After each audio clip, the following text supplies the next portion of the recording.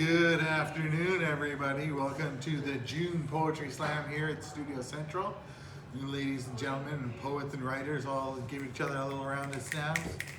We're going to be quick today. We're going to start off with Rob St. Germain. Just go that way. Yeah.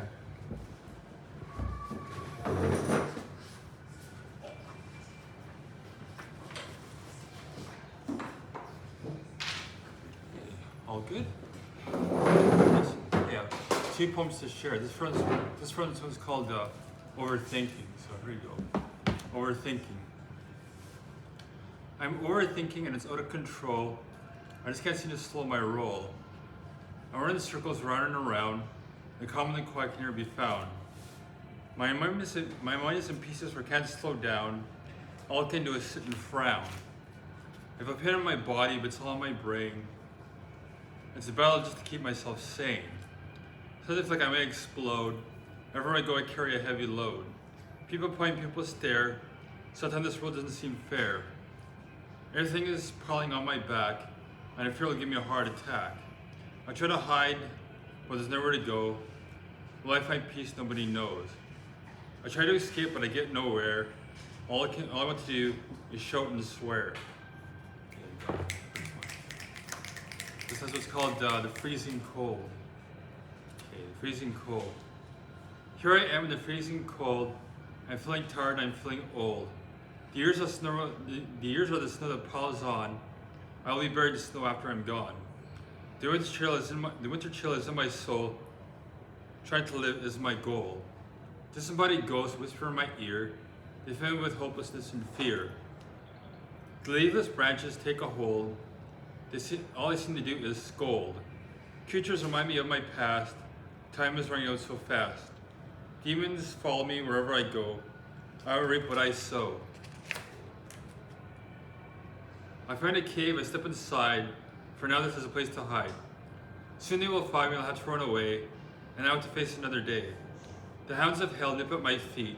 Life is not so sweet. The second one was called Freezing Cold. Yeah, the freezing cold.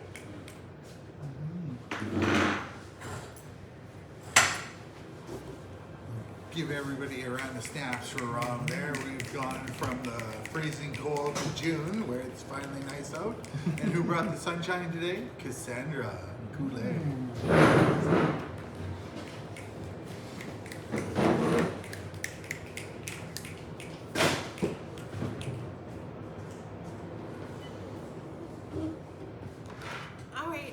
Hi everyone. I have 3 poems for you today. The first one is called Eclipse. The moon and sun collide. Darkness is the result, and it is no one's fault. Cosmic forces push against each other, creating a pattern that is destiny. Caught up in the complexities, we cannot get free. Your story overshadows mine, but I am content with seeing you shine, with being the fruit of your vine. Karmic lessons organize time. The lows and highs influence our experience, and only what we have learned survives. Auras change as we move from emotion to emotion, struggling in a subconscious ocean. To keep from drowning in the depth of the waters, we seek to rise above. Change will go and change will come, so we fixate on the internal, searching for truth that will help us adapt, even if we are attached to nothing and no one. We desperately seek attachments, yet for good and for bad, they slip through our fingers, and sometimes, in doing so, they set us free from what breaks us and forces us to live subserviently. Not all loss is a blessing, but even that which leaves us aggrieved is necessary to the story our souls are engaged in telling. Don't look directly at this eclipse, or you risk being blinded to the light forever after. Look beyond it and see the meaning in the context of everything, a necessary exercise in soul building. Thank you. All right, the next one is called Beauty. Puffy clouds in a light blue sky, I find myself wondering why such beauty can grace our mortal lives. In a moment, our freedom, our security can be taken, even as we protest for what we believe in. Stand up for what we think is moral, even against, or so it seems, the entire world. Being alive is a dangerous prospect, so fraught with pain and fear. It can be easy to regret even being here. We are born against our will, crying and screaming at our arrival, but we adapt quickly to our survival.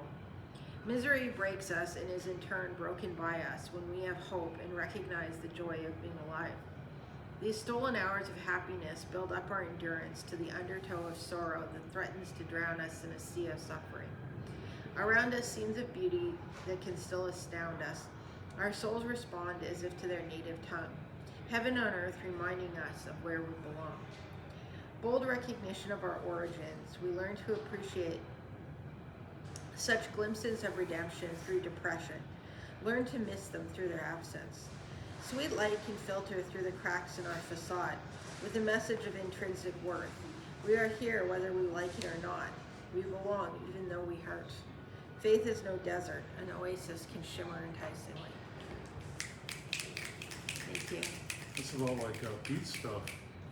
It's sort of like a bunch of wisdom, and it's not really all that poetic, but I've seen books that are like hundreds and hundreds of snippets of wisdom. Yeah. All right, this last one is called Summer. We've been having a little heat wave recently, so that got me in the mood. The sun pounds down aggressively. The air shimmers with summer heat. The atmosphere is oppressive and stifling. Dreaming of beaches and cool, refreshing scenes like waterfalls and streams. The urban jungle is filled with humidity. The flowers overblown with steam. Suffocating as we try to breathe, nothing but free time and sweating.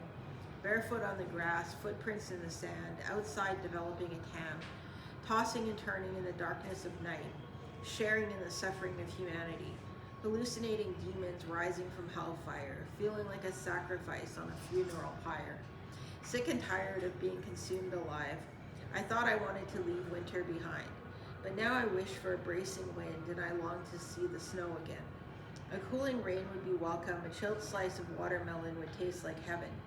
Too uncomfortable to appreciate the time on my hands, I fantasize about traveling to colder lands. This too shall pass eventually. This heat will abate and set us free. As I sip my cold coffee, I find myself thinking that to endure the summer is not so bad. After all, the concept of year-round winter is actually kind of sad. Summer brings freedom and blooming things. Sometimes even the heat sings. Thank you. Thank you, Cassandra. Another round of snaps for Cassandra. I really like that imagery and the wisdom. It's very well done. Our third and final poet for the day, unfortunately, is James Addison. Is that a double entendre there? Or what? Okay, so I'm really impressed with that line from your poem, though. The blue sky makes us wonder why we're here. That's great. I love it. Okay, so this one's called Ducks, and all my poems, the glory of God and the going with love. They struggle into the sky, they glide like Wilbur and Orville. They feed bottoms up, drunk on algae. They outline the shape of a cloud. Curiosity seems ready. What do we see when they look away? Their mating rituals seem human. They are always on call. The size of dogs, they would still be gentle. Wearing trench coats, they would be friends. A book and glasses, no one would appreciate them. Great aspirations and legendary comic book status, north and south again and again.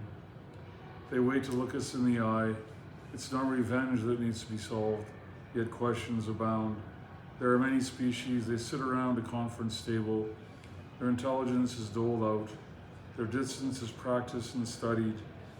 Power is a letter in the mail. To be revealed is the young they protect. To be ambiguous is tattered feathers. To be confusing, they sit in a tree. Children seem to be pointing when they're around. Spreading our arms, we can embrace nature. Like a snobby cat, they give it a chance. Love for them deepens. Power is like a debate with Star Wars satellites because they hope to be around. Comically, they walk to help the outcast. Social acumen is water off their backs. If things go wrong, they can always quack. Brilliant feathers, they go to the same parties as penguins. They see what's coming long before it gets there, but they're jealous of pen bearers. They really want a chance with everyone. biting the heels of beautiful day recipients for eternity. Never to fear, the blue sky is as good as a small hill. They can turn a threat into fun and dance while watching their feet, flapping their wings, forming a dance floor. Dinosaurs desperately hand over responsibilities. They laugh at how much it took so long as they turn and walk away. Our hearts are reminded of us as we see them land. This one's called You Launch Me. I lie here just waiting to listen to your music, slide into some paradise by default. At the same time, I want to fight for my life. I want my brain cells to coalesce, for things to gather into my heartbeat, for a rise into battle, a fight I didn't choose or desire. I want to win, to gather fish into a net, to spread the simple power of a truth. The world is set in place and God manipulates for as many people to forgive as possible, identifying in us and himself so that we can come to terms with evil. Or else it would be over in 5 minutes instead. Like a silo, darkness is left behind. My bones clench like my fist. My flesh shivers like heat waiting. Strength is like justice, blind but with a cause. Can you see a true monster, one who makes you see yourself? Ugliness reconciled, love deepened by its need to. The power to defend creation given and taken over and over like a tree-sized fountain drinking from the water lilies. Endless growth, knowing exponents change less and less compared to what they were as they grow, yet needing to hold it in the hand. I will vanish enough to make you clear. I will rise into a vacuum, so out there you will know eternity. Revealing computer images so reality can laugh.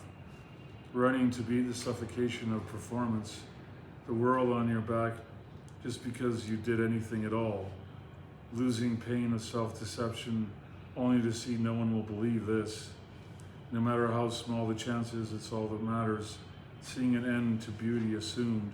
Well, hope has white light, gardens are invisible, and satellites become ambiguous. The people cover their ears and insist you are launched towards the ground. Certainty means they tried to kill with lies. They have no idea of consequence. That words see a flower. A tree is more powerful than a rocket, as a chance to inspire greater than archetypes. A man hoping to see from an inspired point of view, countless hope of a mere effort finding the confusion of rabbit warrens. Everything living to see a perspective, just the chance for a man to represent the huge variety of himself. Nervously eyes dart about, and hardly anyone learns, except that it happens all the time. A man admits he's been egotistical and laughs because insults are just as old as hope. Even though today is shiny and new, jokes about slick metal cold as it heats up in the atmosphere or lobby, yet telling the truth already knows.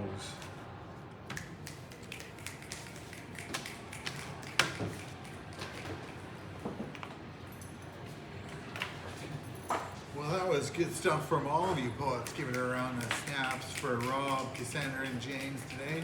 Tune in next month. We'll have another poetry slam at the first Thursday of the month. God bless.